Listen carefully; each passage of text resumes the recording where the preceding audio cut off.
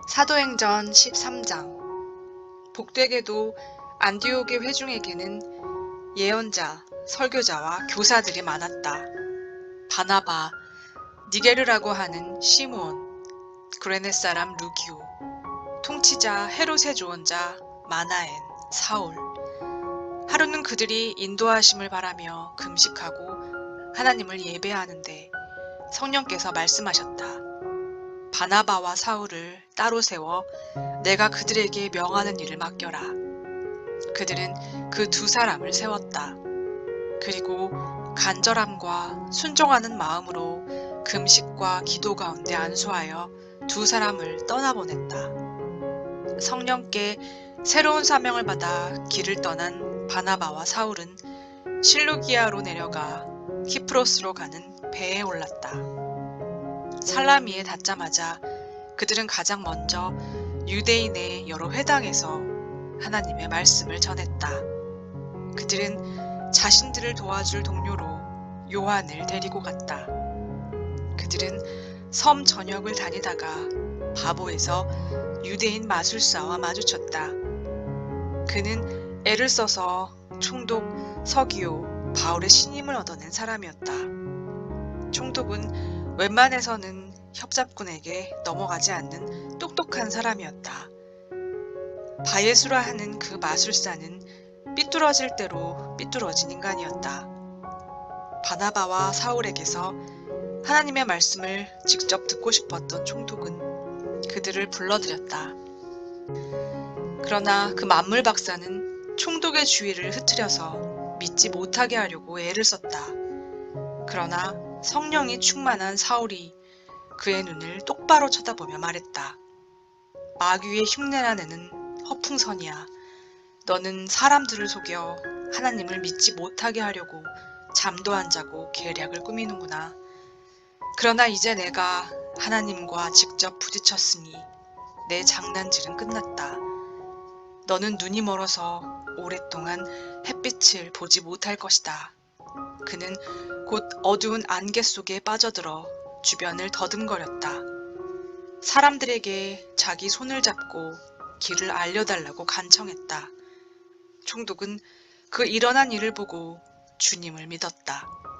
그는 그들이 주님에 대해 하는 말을 듣고 대단한 열의를 보였다. 바울 일행은 바보에서 출항해 밤빌리아의 버가로 항해했다. 거기서 요한이 중도에 포기하고 예루살렘으로 돌아갔다. 나머지 일행은 버가에서 비시디아의 안디옥으로 이동했다. 안식일에 그들은 회당에 가서 자리에 앉았다. 성경, 곧 하나님의 율법과 예언서를 읽은 뒤에 회당장이 그들에게 물었다. 형제 여러분, 혹시 격려의 말이나 전하고 싶은 말이 있습니까? 바울이 일어나 잠시 숨을 고르고 나서 말했다. 이스라엘 동포 여러분, 하나님과 벗이 되신 여러분, 들어보십시오. 하나님께서는 우리 조상에게 특별한 관심을 두셔서 이집트에서 짓밟히던 나그네 된 우리 민족을 일으켜 세우시고 거기서 장엄하게 이끌어내셨습니다. 그분은 황량한 광야에서 40년 가까이 그들을 돌보아 주셨습니다. 그 후에 앞길을 가로막는 7 적국을 쓸어버리시고 가나안 땅을 그들의 소유로 주셨습니다. 그 기간이 450년에 달합니다. 예언자 사무엘 때까지 하나님은 사사들을 보내셔서 그들을 이끌게 하셨습니다. 그러나 그들은 왕을 요구했고 결국 하나님은 베냐민 지파에서 기스의 아들 사울을 택하여 그들에게 주셨습니다. 사울이 40년을 다스린 뒤에 하나님은 그를 왕위에서 제하시고 그 자리에 다윗을 왕으로 세우시며 이렇게 말씀하셨습니다. 내가 땅을 두루 살펴 이새의 아들 다윗을 찾았다. 그는 내 마음에 합한 사람, 내가 말하는 것을 그대로 행할 사람이다. 약속대로 하나님께서는 다윗의 후손에서 이스라엘을 위한 구주, 곧 예수를 보내셨습니다. 그 전에 요한으로 하여금 그분이 오실 것을 백성에게 경고하게 하셔서 전적으로 삶을 고치도록 그들을 준비시키셨습니다. 요한은 자기 일을 마무리하면서 이렇게 말했습니다. 너희는 내가 그분인 줄 알았더냐? 아니다. 나는 그분이 아니다. 그러나 너희가 그토록 오랜 세월 동안 기다려온 그분이 가까이 와 계신다. 그분이 곧 나타나실 것이다. 그리고 나는 곧 사라질 것이다. 사랑하는 형제자매 여러분, 아브라함의 자손이요 하나님과 벗이 되신 여러분, 이 구원의 메시지를 들어야 할 사람은 바로 여러분이었습니다. 예루살렘 시민과 통치자들은 그분이 누구인지 알아보지 못하고 그분께 사형을 선고했습니다. 정당한 이유가 없는데도 무조건 빌라도에게 처형을 요구했습니다. 그들은 예언자들이 말한 그대로 행한 것입니다. 그들은 안식일마다 회당에서 예언자들의 글을 읽으면서도 정작 자신들이 그 예언자들의 각본을 글자 그대로 따르고 있다는 사실을 몰랐습니다. 예언자들의 말대로 다 행한 뒤에 그들은 그분을 십자가에서 내려다가 무덤에 두었습니다. 그러나 하나님께서 그분을 죽음에서 다시 살리셨습니다. 그 후에 그분은 갈릴리 시절부터 그분을 잘 알던 이들에게 여러 곳에서 여러 번에 걸쳐 나타나셨고 바로 그들이 그분의 살아계심을 계속해서 증거하고 있습니다. 이것은 논쟁의 여지가 없는 사실입니다. 오늘 우리도 여러분에게 복된 소식을 가져왔습니다. 그것은 바로 하나님께서 우리 조상에게 하신 약속이 그 후손인 우리에게 성취되었다는 메시지입니다. 시편 2편에 정확히 기록된 것처럼 하나님께서 예수를 살리셨습니다. 내 아들, 내 소중한 아들아, 오늘 내가 너를 기뻐한다. 그분을 죽은 자들 가운데서 살리실 때 하나님은 영원히 그렇게 하신 것입니다. 그 예수가 썩고 부패한 것으로 다시 돌아가실 일은 없습니다. 그래서 이사야는 내가 다윗에 약속한 축복을 너희 모두에게 주겠다고 한 것입니다.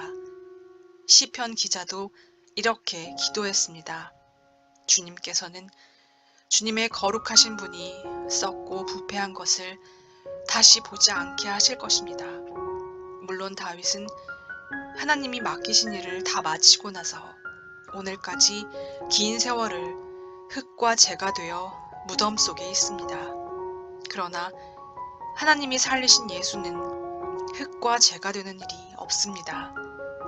내가 참으로 사랑하는 친구 여러분, 여러분에게 죄 용서의 약속이 주어진 것은 바로 부활하신 이 예수 때문임을 아시기 바랍니다. 그분은 모세의 율법이 결코 해낼 수 없었던 일을 믿는 사람들 안에서 모두 성취하십니다. 부활하신 이 예수를 믿는 사람은 누구나 하나님 앞에서 선하고 의롭고 온전하다고 선포됩니다. 이것을 가볍게 여기지 마십시오. 다음과 같은 예언자의 설교가 여러분을 묘사한 것이어서는 안 될 것입니다. 조심하여라, 비웃는 자들아. 뚫어지게 보아라. 너희의 세상이 산산조각 나는 것을. 내가 바로 너희 눈앞에서 일을 행할 것인데 그 일이 눈앞에 닥쳐도 너희는 믿지 않을 것이다. 예배가 끝나자 바울과 바나바는 다음 안식일에도 설교해달라는 초청을 받았다. 모임이 끝나자 아주 많은 유대인과 유대교 개종자들이 바울과 바나바를 따라갔다. 두 사람은 그들과 긴 대화를 나누면서 그들이 시작한 삶, 곧 하나님의 은혜와 그 은혜 안에서 사는 삶에 머물러 있으라고 권면했다. 다음 안식일이 돌아오자 도시 전체가 하나님의 말씀을 들으려고 모여들었다. 일부 유대인들이 그 무리를 보고는 시기심에 휩싸여 바울을 심하게 비난했다. 그들은 바울의 말을 일일이 반박하며 소란을 피웠다. 그러나 바울과 바나바는 물러서지 않았다. 그들은 자신들의 입장을 굽히지 않고 이렇게 말했다. 본래 하나님의 말씀은 유대인 여러분에게 먼저 전해지도록 되어 있었습니다. 그러나 여러분은 그 말씀에 관여할 마음이 전혀 없고 영원한 생명에 대해서도 아무 관심과 마음이 없음을 아주 분명히 했습니다. 그래서 모든 이방인에게 문이 열렸습니다. 우리는 그 문을 통해 나아가면서 하나님께서 명령하신 대로 행합니다.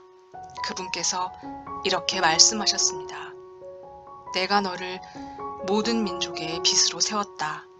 너는 온 땅과 바다 끝까지 구원을 선포할 것이다. 이 말을 들은 이방인들은 자신들이 받은 복이 믿기지 않을 만큼 좋았다. 참된 생명을 얻도록 정해진 사람들은 모두 하나님을 믿었다.